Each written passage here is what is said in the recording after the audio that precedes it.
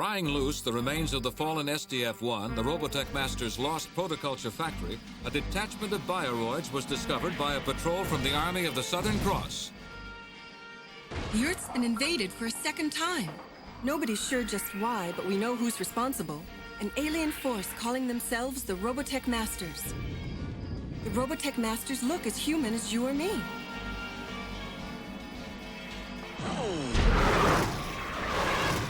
Not that it matters much what he looks like. Earthlings aren't the kind to take invasions lying down, so the time came to strike back.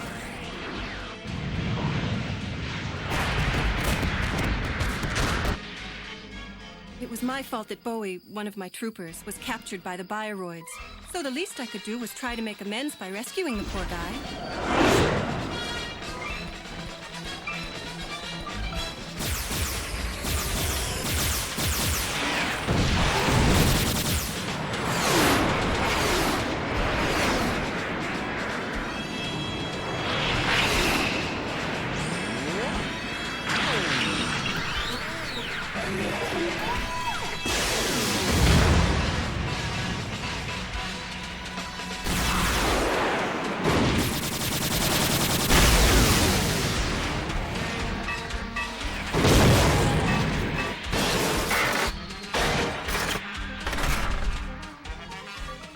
Sure enough, we eventually succeeded in setting Bowie free.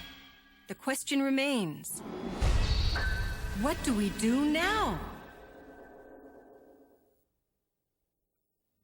And now for news from the war front. While Earth forces were successful in disabling one of the enemy craft, the remainder of the massive invasion armada maintains a steady and ominously silent orbit at 36,000 kilometers. Robotech Master Zor, the military commander of the invading fleet, has temporarily ceased hostilities on all fronts. The reasons for the ceasefire are as unknown as the motives behind this brutal and unprovoked assault on our planet.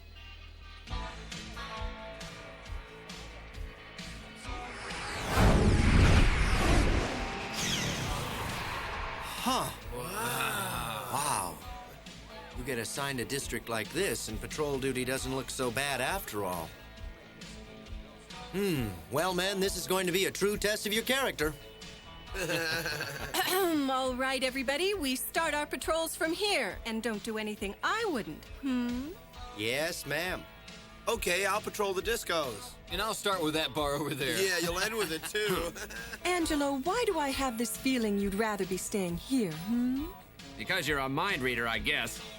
All right, move out! Idiots. Like starving men at a banquet, the troopers fan out over the blinking neon city.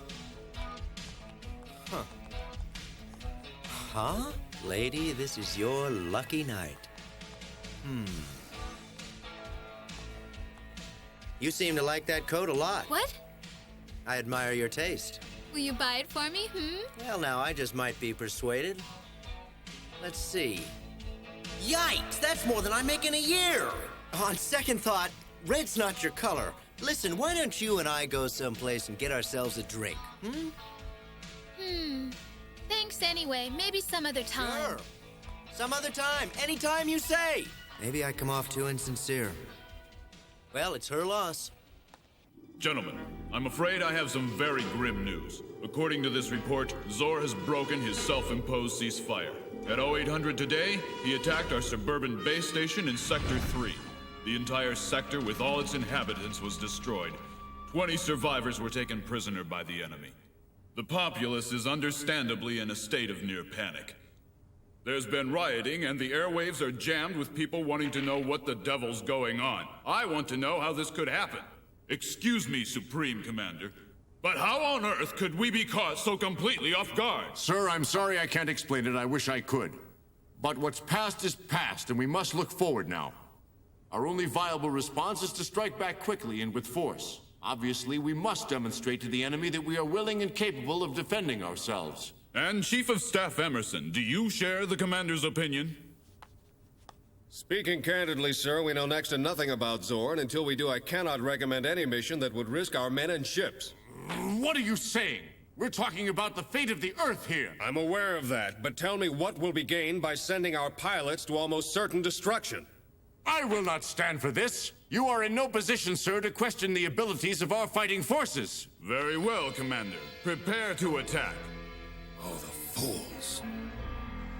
All ground personnel, clear the launch area. Commence ignition sequence. Ignition. Check. All systems, check. Fighter crews, we have a green light. We have a green light. First battle wing, you are cleared for liftoff. 10, 9, 8, 7, 6, 5, 4, 3, 2, 1. Liftoff.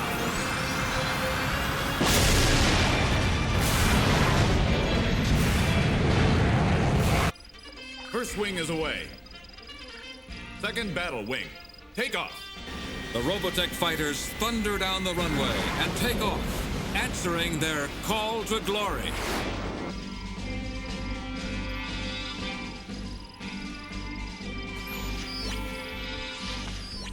Believe me, Rolf, this was the only way. I hope to God you're right.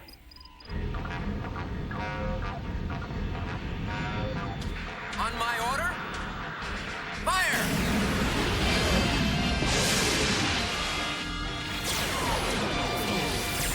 They're throwing up some kind of defense shield, sir.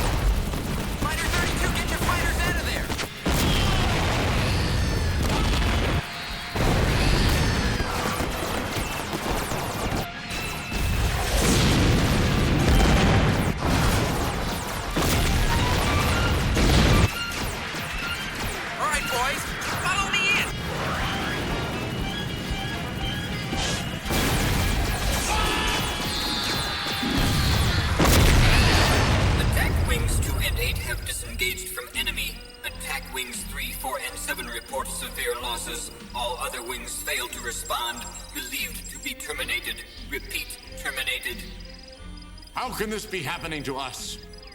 We haven't even put a dent in Zor's ship. Any signs of a counterattack from the enemy? Negative, sir. They're not moving. Damage report. Current list of fighters confirmed terminated. All those men destroyed. It's a disaster.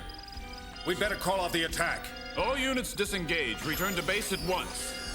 On the hasty decision of one stubborn man, hundreds of young lives were lost in a hopeless gesture. Meanwhile, the Robotech Masters' mighty ship floats above the Earth, untouched, unscathed, and apparently unbeatable. At ease, troopers. Robotech will be right back. Attention, everyone. Robotech is back. Professor Miles Cochran and his colleague, Dr. Samson Beckett, probed the remains of an enemy bioroid in the Robotech Research Laboratory.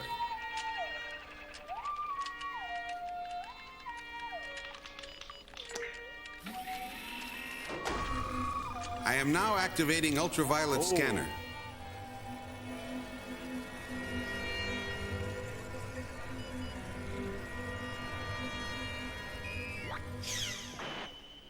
All right, let's see exactly what type of mecha we're dealing with here. Data on its way. Bioroid. Hovercraft. Some kind of assault ship. Okay, how about the damages received? See if you can get me a readout on that. All right. Requested data on its way. I'm punching up a schematic of the infrastructure.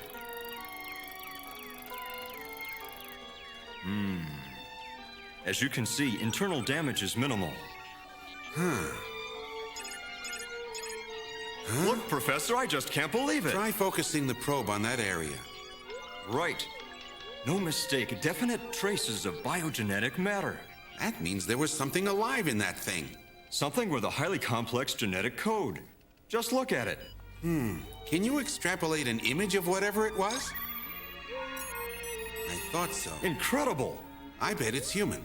But there's no human being even remotely capable of such technology. We'll have to start rechecking our findings right away. We've got to be absolutely sure. Are you suggesting Zor is human, not a miniaturized Zentradi? You mean that Dana and Bowie were actually correct in their observations? Yes, we triple-checked our analysis and it always came out the same, sir. So then we're fighting our own kind. It complicates things a bit, doesn't it? It does if it's true. It's just like brothers slaughtering each other. You have something for me? Yes, sir. I have the report of our losses. 97 ships lost or out of commission. Pilots, 407 dead. Combat ground personnel, 359 dead. Non-combatants, 237 dead.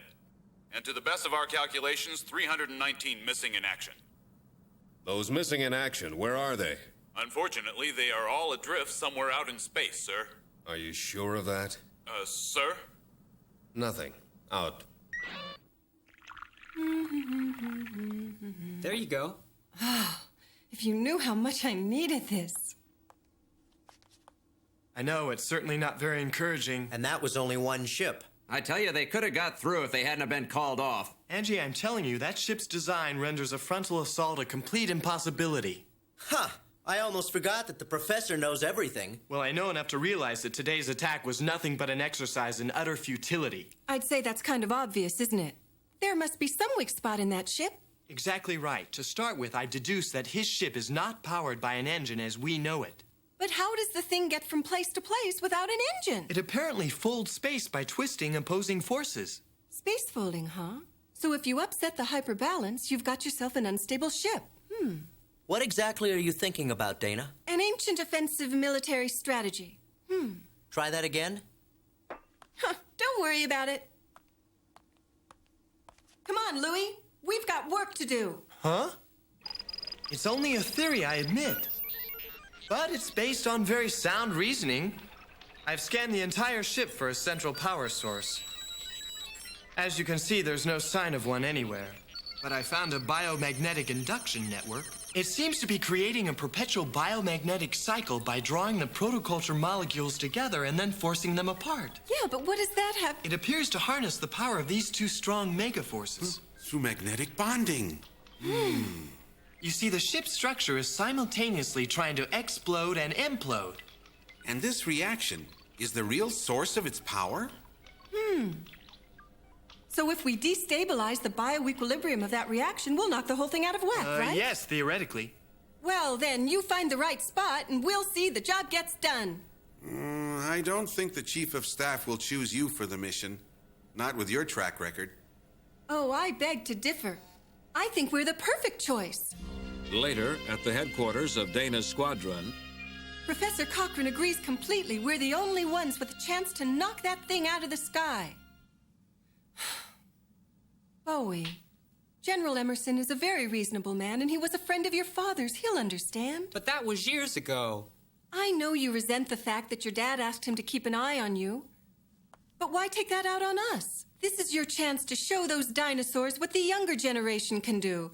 Bowie, our destiny lies in your hands. That's right. Listen to her, Bowie. Now, Sergeant, he's doing his best to understand. Oh, Bowie, you selfish little... Oh, Bowie, if I can't go on this mission, I'll never be able to look at myself in the mirror again. Oh, Bowie, can't you try to understand? Let bygones be bygones. Let Emerson know how much this means to us, please. Oh. He must realize that we'd never, ever let anything happen to you while All right, ma'am, I'll talk to him. Stop crying. That's it, Bowie. I could just... An hour later, our heroes find themselves in the Ministry of Terrestrial Defense. Professor Cochrane seen these? Yes, sir. I think I can safely say he's in complete agreement with my findings. Uncle Rolf? I mean, General, if all of this is true, we finally have the means of combating the aliens on our own terms. It's an insane mission. Hopeless. Anyway, I don't have the pilots to spare. Sir, excuse me, but what are we, chopped liver? Well, I mean, you have to do something, sir, and as you said, you've got nobody else. I see. You think you can do it? Yes. Good hunting, Lieutenant. The plan calls for a squadron of fighters to keep the enemy occupied, while the 15th Tactical Corps tries to slip under the defense shields.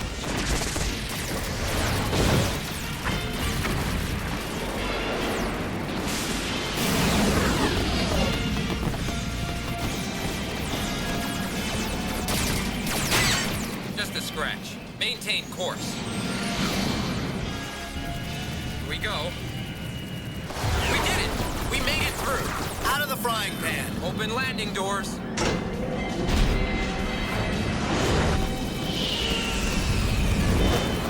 Is everyone accounted for? Roger, we're all down. All right, first we pierce the hull and expose the biomagnetic network. Then we concentrate our fire and blast this spaceship out of whack.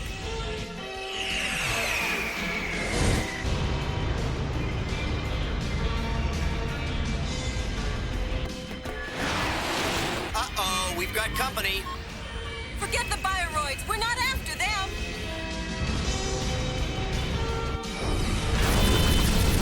Out of my way! We have a disturbance on the ship's hull. It appears that they have successfully infiltrated the defense shield, sir.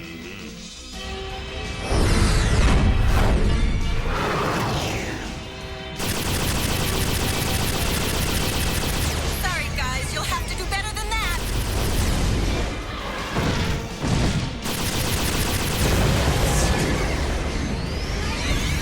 I've been hit, Lieutenant!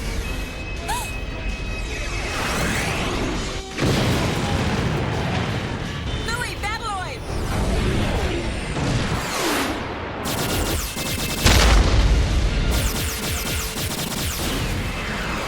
Better luck next time.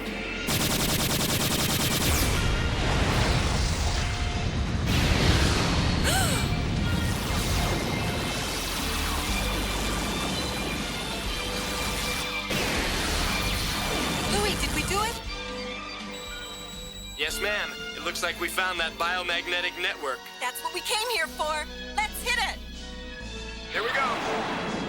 Watch out!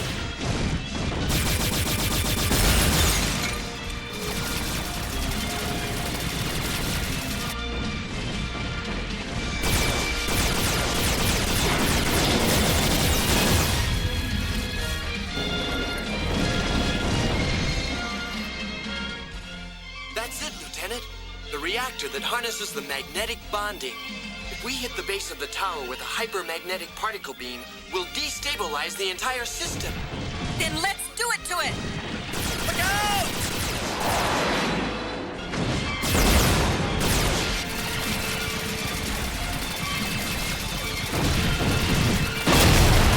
Go ahead, we've got you covered. Okay, leave it to me.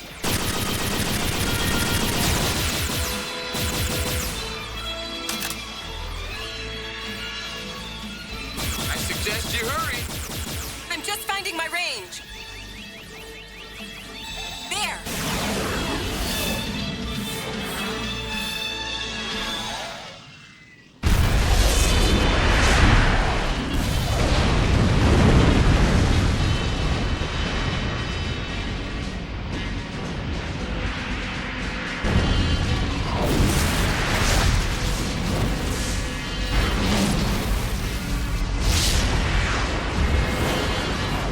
Looks like you knew what you were talking about, Louis. Okay, Transport 1, get us out of here.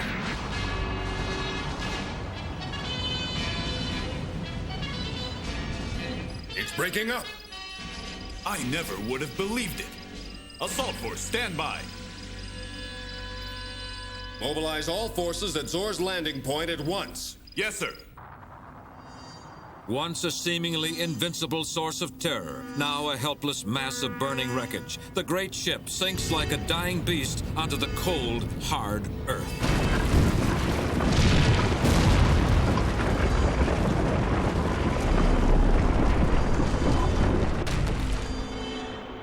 A fiery symbol of mankind's first victory in a war for the very survival of Earth. Boy, nothing's cheap anymore. Could have been worse. I guess. Thank you. You really should stop spending your paycheck before it's even yours. You party pooper. What? Huh. That's my outfit. Oh, and I saved for months. Aren't you a little young for that dress? Maybe a little short, too. Bowie! Yes, ma'am. Yes, ma'am. Very nice. Bye-bye. Well, I'll be.